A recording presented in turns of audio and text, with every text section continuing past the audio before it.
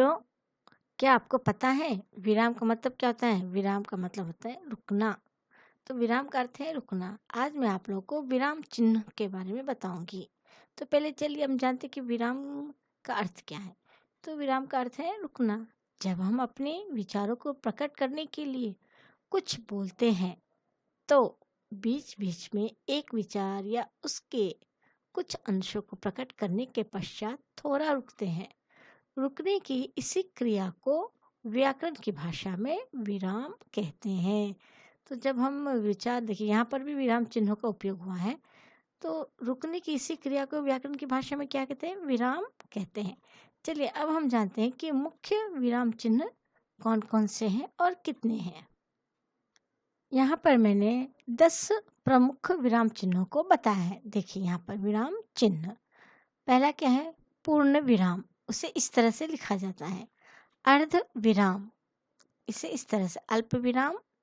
प्रश्न सूचक चिन्ह, विस्मय सूचक चिन्ह, उद्धरण चिन्ह, योजक चिन्ह, कोष्टक चिन्ह इस तरह से लिखा जाता है जिसे इंग्लिश में हम ब्रैकेट कहते हैं। मैं आगे जो है ना वीडियो में आपको इंग्लिश में भी इसको क्या कहते हैं वो बताई हूँ।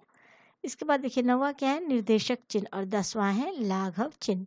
चलिए अब इसे अंग्रेजी के शब्दों के साथ भी मैं आपको समझाने जा रही हूँ।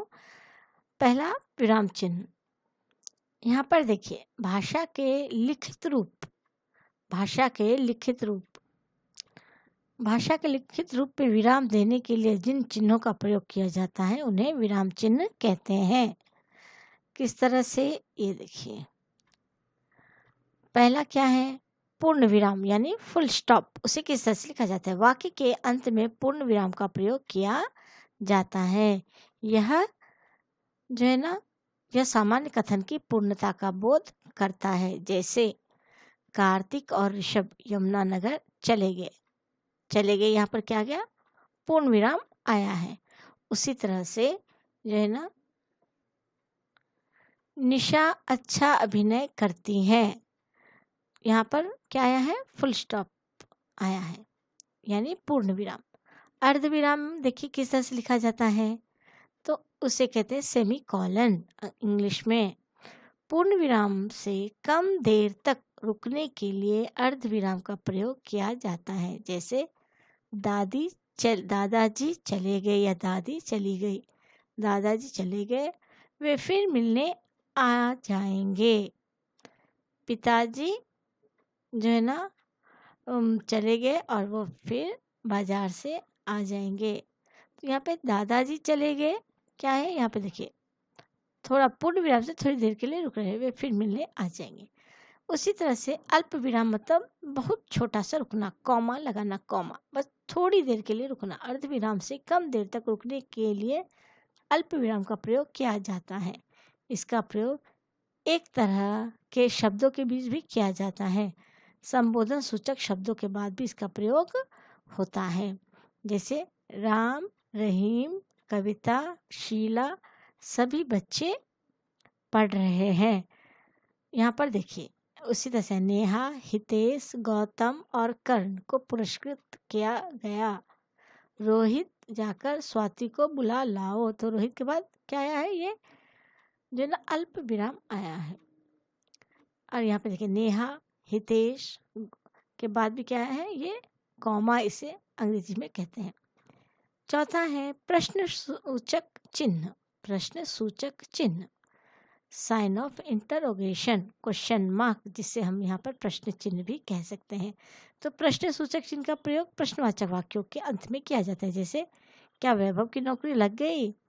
किसने दरवाज़ा खोला? क्या, कौन, कैसे, कहाँ, कब, क्यों ऐसे शब्दों से स्टार्ट होने वाले वाक्यों को, शुरू होने वाला वाक्यों के अंत में क्या आता है? ये प्रश्न चिन्ह आता है। तो प्रश्न सूचक चिन्ह से कहते हैं दरवाज़ा कौन खटखटा रहा है? आपको कौन पढ़ा रहा है? आप किधर देख रहे हैं?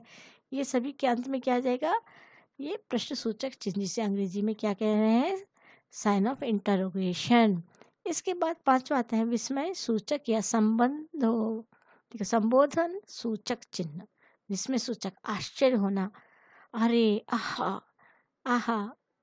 तो यहाँ पर देखिए साइन ऑफ एक्सक्लेमेशन अंग्रेजी में कहा गया और इसका चिन्ह इस तरह से लिखा जाता है। ये आप ध्यान से बच्चों देखिए।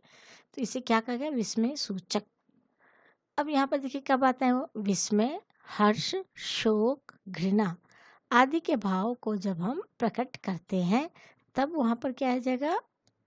ऐसे संबोधन के लिए हर्ष, विस्मय ऐसे भाव को संबोधन के लिए इस चिन्ह का प्रयोग किया जाता है। यशिका, लंबी कूद जीत कर तुमने कमाल कर। यशिका यहाँ पे क्या आया है? जो है ना, लंबी कूद कर, यहाँ पर ये विस्मय आदि बोधक चिन्ह भी से कहते हैं। वाह कितना सुंदर बालक है, आह ठंडी आइसक्रीम खाकर मजा आ गया। तो यहाँ पर हम भाव अपने क्या कर रहे हैं? भाव बता रहे हैं, आहा ठंडी आइसक्रीम खाकर मजा आ गया। तो इससे हम विस्मय सूचक जो है ना उसे चिन्ह कहते हैं, विस्मय सूचक। अब यहाँ पर देखिए उदाहरण चिन्ह। उदाहरण चिन्ह इसे इन्वर्टेड कॉमा भी कहते हैं। किस तरह से लिखा जाता है देखिए, इसे इन्वर्टेड कॉमा को हिंदी में उदाहरण चिन्ह कहते हैं। इसके दो रूप हैं, इखरा और दोहरा, यानी दो इन्वर्टेड कॉमा का इस तरह से आता है या फिर इखरा यानी एक ही आता है। पहला क्या है? इखरा को हम देखते हैं, जब हम किसी की कही हुई बात को उसी के शब्दों में ही लिखते हैं तब दोहरे उदाहरण चिन्ह का प्रयोग किया जाता है। जिस तरह से कि नरेंद्र मोदी जी ने कहा कि हम सभी भारत के रहने वाले लोग हैं, तो वहाँ पर क्या हो जाएगा? उनके वाक्यों को मैंने दोहराया है, तो क्या होगा? यहाँ पे दोहरा ये वाला चिन्ह आएगा, दोहरे उदाहरण चिन्ह का प्रयोग किया जाता है।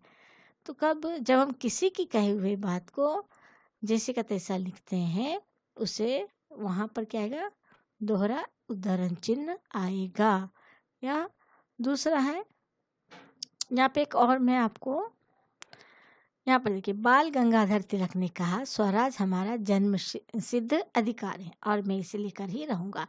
तो बाल गंगाधर तिलक ने कहा, उनके वाक्यों को जैसे का तैसा लिया गया। देखिए यहाँ पर दोहरा जो है ना वो हम उनसे कहेंगे क्या? उदाहरण चिन्ह है।